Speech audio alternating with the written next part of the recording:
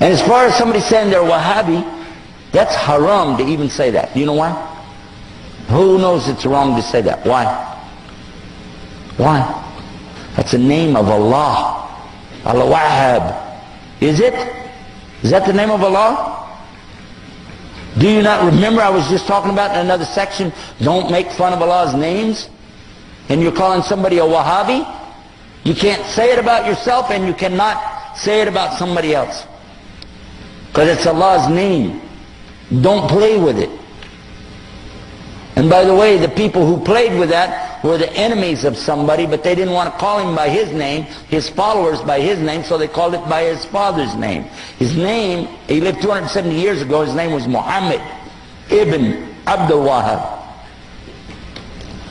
But they don't call him Abdul Wahhabis or bin Abdul Wahhabis or Mohammedans, because they know you could catch them in what they're saying. But these were the enemies to this particular scholar and his teachings. What he was saying is that basically you shouldn't worship people in their graves, and you shouldn't worship the grave site, and you shouldn't build these big temples in there to go to. And his followers tore down those places in the graveyards, and they became so angry that instead of dealing with the fact, he brought the proof. But they didn't like it, so they insulted him, and they wrote books against him. Because it messed up their Sufi tariqas.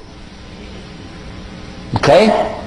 So they did that, and they lied, and they keep on lying until today. But I've read his books. He's got the best book I ever read, translated to English, on Tawheed, and it's called Kitab al-Tawheed. How many of you heard about it? Did you find anything wrong in it? He quoted the book of Allah. And they can't argue with that, so they just said a label, Wahhabi.